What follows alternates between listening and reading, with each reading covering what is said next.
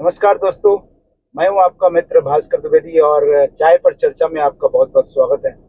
दोस्तों, अभी एक हालिया हाई कोर्ट इलाहाबाद के एक जो जज हैं उनका एक बयान, एक वर्डिक्ट सामने आया है। और ही बड़े ही मतलब लापरवाही तरीके से, बड़े आसान तरीके से उन्होंने अपना स्टेटमेंट दे दिया। किसी महिला के, किसी बच्चे के, नाबालिग के स्तन को पकड़ते हैं या उसके पजामा के नाड़े को तोड़ते हैं या उसे पुलिया के नीचे खींच कर ले जाया जाता है। इस तरह की जो कोशिश है उसको, वो कोशिश रेप में नहीं मानी जाएगी। उसको रेप करने का जो उसका इंटेंशन है वो नहीं माना जाएगा। तो ये अभी हालिया बयान जो है मिस्टर राम मनोहर मिश्रा करके हैं, जो कि जज हैं, और उन्होंने ये बयान दिया है कि किसी नाबालिग पीड़िता के आरोपों के खिलाफ इस तरह की टिप्पणी अगर इस तरह के जज करते हैं तो उसके बाद स्वाभाविक सी बात है कि हर भारतीय के मन में ये सवाल आना स्वाभाविक है कि जो पॉक्सो कानून है ये आखिर बनाया ही क्यों। बाल यौन अपराधों को का संरक्षण करने के लिए महिला और बाल विकास मंत्रालय ने 2012 में ये कानून बनाया था। तो इस तरह की जो टिप्पणियां हमारे आदरणीय जजों के द्वारा की जाती हैं, ये पहला मामला नहीं है। इससे पहले भी मुंबई हाई कोर्ट की एडिशनल जज, उनका नाम था पुष्पा पुष्पा गनेडीवाल। पुष्पा गनेडीवाल जी ने, उन्होंने भी यौन उत्पीड़न के एक आरोपी को यह कहकर बरी कर दिया था कि कपड़े के ऊपर से स्तन को दबाना यौन अपराध के अंतर्गत नहीं आता और जो आरोपी है उसके ऊपर पॉक्सो एक्ट नहीं लगाया जा सकता। हाईकोर्ट के इस निर्णय को सुप्रीम कोर्ट ने यह कहकर पलट दिया था कि सेक्सुअल मंशा से शरीर के किसी भी हिस्से को छूना पॉक्सो एक्ट के का उल्लंघन है। यह नहीं कहा जा सकता कि कपड़े के ऊपर से बच्चे के निजी अंगों का स्पर्श यौन शोषण में नहीं आता। ऐसी परिभाषा बच्चों को शोषण से बचाने के लिए जो ये पॉक्सो एक्ट बनाया गया है उसको, उसकी जो एग्जिस्टेंस उसको ही खत्म कर देती है। हमारे यहाँ वैसे ही न्याय मिलने में बरसों लग जाते हैं। इवन यहाँ तक होता है कि 10-12 साल तो आम बात है कि इंसान जो है मर जाता है और उसके बाद उसका न्याय जो है उसका वर्डिक्ट बाहर आता है। तो मैं आपको बताता हूँ कि ये जो मामला था, ये कासगंज की एक महिला ने 12 जनवरी 2022 में अपनी बेटी के साथ यौन उत्पीड़न की शिकायत निचली अदालत में दर्ज करवाई थी। शिकायत में कहा गया था कि गांव के 3 युवकों ने, जिनका नाम कि पवन, आकाश और अशोक था, और उन्होंने उनकी बेटी को बाइक में घर छोड़ने की बात की।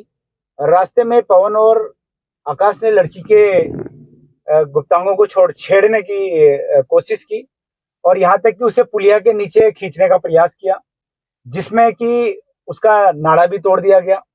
लड़की जब चिल्लाई तो वहां से गुजर रहे किसी व्यक्ति ने, जिसका नाम कि सतीश और भूरा बताया जाता है, उन्होंने उसको बचाने की कोशिश की।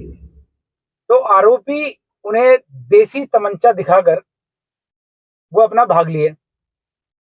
अब नाबालिग के अभिभावक जब पुलिस के पास गए तो वहां पुलिस ने एक एफआईआर तक दर्ज नहीं की। उन्होंने फिर अदालत का रुख किया। निचली अदालत ने आरोपियों के खिलाफ समन जारी किया।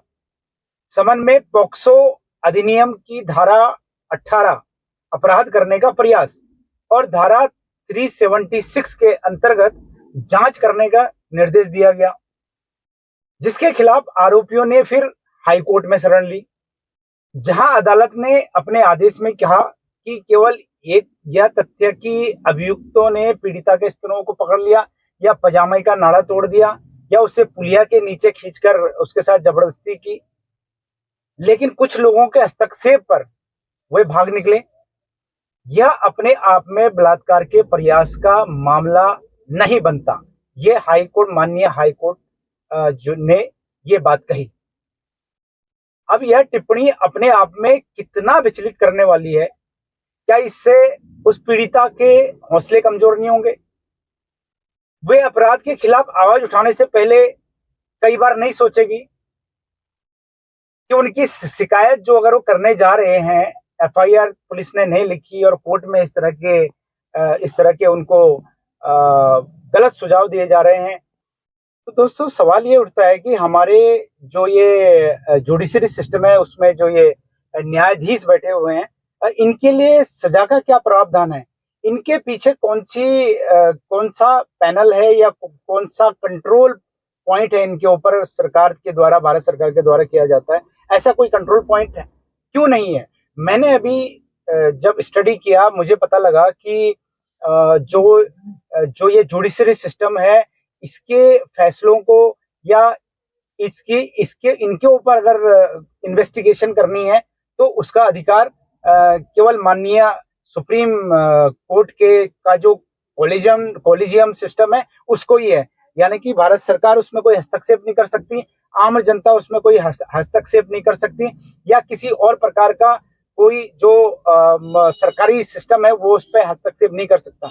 तो मतलब ये तो सरासर मुझे लगता है कि ये विडंबना है भारतवर्ष में, क्योंकि जहां जो है कि आम आदमी से अगर कोई अपराध होता है या किसी और का अपराध आम आदमी को जबरदस्ती थोप दिया जाता है, या किसी सरकार के नेता के साथ में या किसी मंत्री के साथ में कुछ इस तरह का लांछन लगाया जाता है, तो तुरंत जो है उस पर जो है कोर्ट जो है अपना वक्तव्य दे देता है, अपना वर्डिक्ट सुनाता है और उसको रोकने उस पे इंटरफेयर करता है।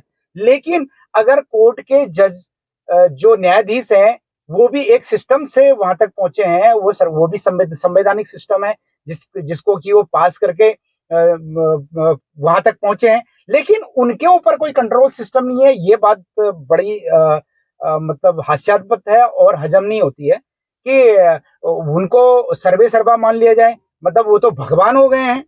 जहां जो है डॉक्टर को भगवान बोला जाता था क्योंकि डॉक्टर जान बचाता है, तो ये तो जो जान बची है उसको भी निकालने की कोशिश करते हैं, और उनको मतलब उनके ऊपर कोई सिस्टम नहीं है, कोई जो है लॉ एंड ऑर्डर नहीं है उनके ऊपर सरकार का। तो ये मतलब अपने आप में एक विषय जो है बहुत चौंकाने वाला विषय है और बहुत ही खतरनाक विषय मैं इसको कहूंगा, क्योंकि अगर वो लोग अगर कोई गलतियां करते हैं, वो लोग अगर गलत वर्डिक्ट देते हैं या गलत तरीके से अपना फैसला सुनाते हैं, उनकी स्टेटमेंट कुछ ऐसी आती हैं जो कि मानवता के खिलाफ हैं और मानी जा सकती हैं, उनके ऊपर नकेल कसने वाला इस देश में कोई भी ऐसा कानून नहीं है। तो ये वाकई बहुत हास्यास्पद और बहुत ही दुखद विषय है। और मैं यही कहना चाहूंगा आम जनता होने के नाते, आम नागरिक भारत का होने के नाते, कि माननीय मोदी जी, प्रधानमंत्री जी, अगर आप इन चीजों से अनभिज्ञ नहीं है और सारी चीजें आप देख रहे हैं, तो मैं आपसे आम जनता की हैसियत से ये बात पूछना चाहता हूं और आपको मैं ये सुझाव देना चाहता हूं कि अगर ऐसा जुडिशरी सिस्टम भारत में कई वर्षों से चल ही रहा है और इससे आम जनता कहीं ना कहीं त्रस्त है, बोल नहीं पाती है, क्योंकि सब अपने अपने रोजी रोटी कमाने में लगे हुए हैं, और उसमें उसका जो स्ट्रगल होता है रोजी रोटी कमाने का बहुत ही खतरनाक स्ट्रगल होता है, और इससे उनको जब समय ही नहीं मिल पाता है तो फिर वो किस तरह से आवाज उठाएं, कहाँ धरने पे बैठे, किससे लड़ें। तो उनको अपना परिवार भी देखना होता है आम जनता को, और उनको अपने व्यवसाय भी देखना होता है, अपनी रोजी रोटी के लिए सारी बातें उनको देखनी पड़ती हैं। तो माननीय मोदी जी, क्योंकि आप जो है एक पूरे लोकतांत्रिक व्यवस्था से चुनकर गए हैं और आपके पास प्रधानमंत्री संवैधानिक पावर है, हम आपको यही कहना चाहते हैं कि जुडिशरी सिस्टम में कोई ना कोई ऐसा प्रावधान आप बनाइए जिससे कि इन पर नकेल कसी जा सके, इनको कंट्रोल सिस्टम में रखा जा सके। अगर वो इस तरह का वर्डिक्ट देते हैं, इस तरह का स्टेटमेंट अगर कोई जज, सुप्रीम कोर्ट का माननीय कोई जज देता है और हाई कोर्ट का कोई जज देता है या किसी भी डिस्ट्रिक्ट कोर्ट का कोई जज इस तरह का स्टेटमेंट देता है, तो उसके ऊपर तुरंत जो है इन्वेस्टिगेशन की जानी चाहिए और उसको उसकी सजा मिलनी चाहिए। आखिर है तो वो भी ह्यूमन बीइंग, वो भी मनुष्य है, मनुष्यों से गलतियां होती हैं, मनुष्य कहा जाता है कि वो गलतियों का पुतला है। तो वो इस तरह की अगर गलतियां करता है तो उसके ऊपर आपकी नकेल होनी चाहिए।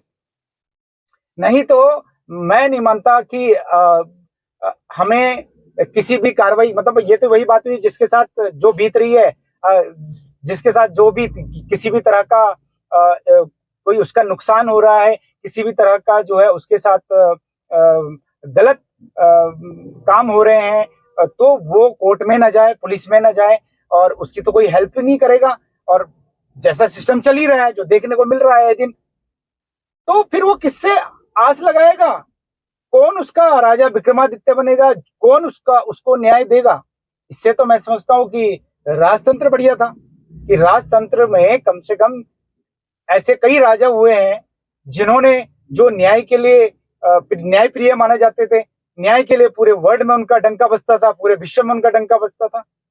तो इस पर वाकई जो है नकेल कसने की जरूरत है माननीय मोदी जी।